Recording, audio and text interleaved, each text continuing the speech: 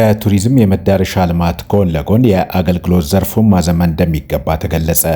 የመዳረሻ ልማቱን ተከትሎ የጎብኚዎች ቁጥር እየጨመረ መሆኑ ታውቋል። የሆቴልና ቱሪዝም ማሰልጠኛ ኢንስቲትዩት የ2018 በጀት ዓመት የዕቅድ አፈጻጸምና የ2019 ዕቅድ ላይ በማዕከላዊ ኢትዮጵያ ክልል ሆሳዕና ውይይት አካሂዷል። የኢንስቲትዩቱ ዋና ዳይሬክተር አቶ ጌታቸው ነጋሽ መንግስት ለቱሪዝም መዳረሻዎች ትኩረት ሰጥቶ በመስራቱ የጎብኚዎች ቁጥር መጨመሩን ገልጸዋል። መንግስታችን ለቱሪዝም ልማቱ በሰጠው ልዩ ትኩረት በሀገራችን ከዚህ በፊት ባልተለመደ መልኩ አዲስ አበባ ከተማን ጨምሮ በሁሉም የሀገራችን አካባቢዎች አዳዲስ የቱሪዝም መዳረሻ ስፍራዎች ለምተው እና ተመርቀው ወደ ስራ በገቡበት ማግስትና ኢትዮጵያ ሀገራችን በአፍሪካ ቀዳሚ የቱሪስት መዳረሻ ሀገር መሆኗን በተለያዩ የሚዲያ አውታሮች ለዓለም ህብረተሰብ እየተበሰረ ይገኛል። ይህ የሁላችንም የስኬትና ኩራት ምንጭ ነው ብዬ አምናለሁ።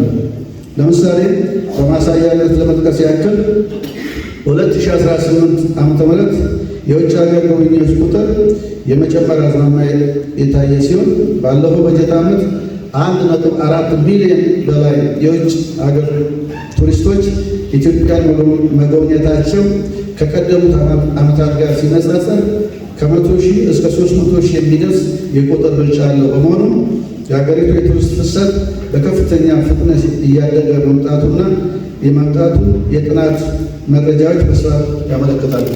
ከ1.4 ሚሊዮን በላይ የውጭ ሀገር ጎብኚዎች ሀገራችንን ከመጎብኘታቸውም በላይ የሀገር ውስጥ ጎብኚዎችን ቁጥር ከ50 ሚሊዮን በላይ መድረሱን አቶ ጌታቸው ተናግረዋል። አዲስ አበባ 204 ዓለም አቀፍ ኮንፈረንሶችን ያስተናገደች ሲሆን ከ166 ሺህ በላይ የውጭ ሀገር ተሳታፊዎች መገኘታቸውን አቶ ጌታቸው ገልጸዋል። የሆቴልና ቱሪዝም ማሰልጠኛ ኢንስቲትዩት ከግማሽ ምዕተ ዓመት በላይ ለዘርፉ የሰለጠነ የሰው ኃይል እያፈራ ያለ ተቋም መሆኑን የገለጹት ዋና ዳይሬክተሩ የማህበረሰብ ችግር ፈቺ ጥናትና ምርምር ላይ ትኩረት ሰጥቶ እየሰራ መሆኑንም ገልጸዋል። መንግስት የሀገሪቱን የቱሪስት እምቅ አቅም ከመጥቀስና አለ ብሎ ከማውራት ባለፈ ሙሉ ስትራቴጂያዊ ትኩረቱን ወደ ተጨማሪ ልማት ሀገራዊ ሀብት በማስታወቅና የዓለም አቀፍ ተወዳዳሪነት አቅም በማጎልበት ላይ በማዞሩ የተገኘ ውጤት ነው። ከዚህ ጋር ተያይዞ የቱሪዝም ማሰልጠኛ ኢንስቲትዩት ዋነኛ ተልዕኮ ችግር ፈቺ የጥናትና ምርምር ውጤቶችን በመጠቀም በሀገሪቱ ተነሳሽነትን የፈጠረ ክህሎት ያለው በሙያ የበቃ የሰው ኃይል በማፍራትና ለሀገሪቷ ማህበራዊና ኢኮኖሚያዊ እድገት አስተዋጽኦ ማበርከት ነው።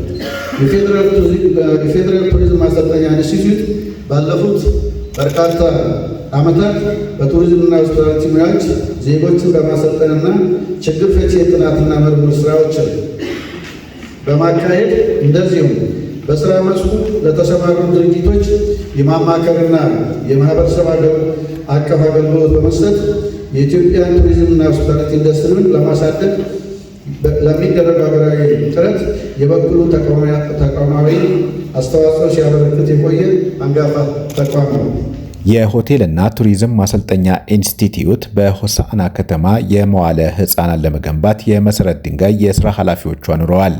ኢንስቲትዩቱ የትምህርት ተቋም በመሆኑ ማህበረሰቡን በትምህርት ዘርፍ ለማገዝ መዘጋጀቱን የስራ ኃላፊዎቹ ገልጸዋል።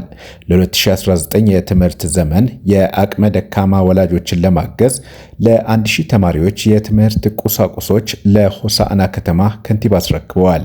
የሆቴልና ቱሪዝም ማሰልጠኛ ኢንስቲትዩት ሰራተኞችና የስራ ኃላፊዎች ነገ እሁድ በከምባታ ዞን የሚገኘውን የሃምበሪቾ ተራራ ይጎበኛሉ።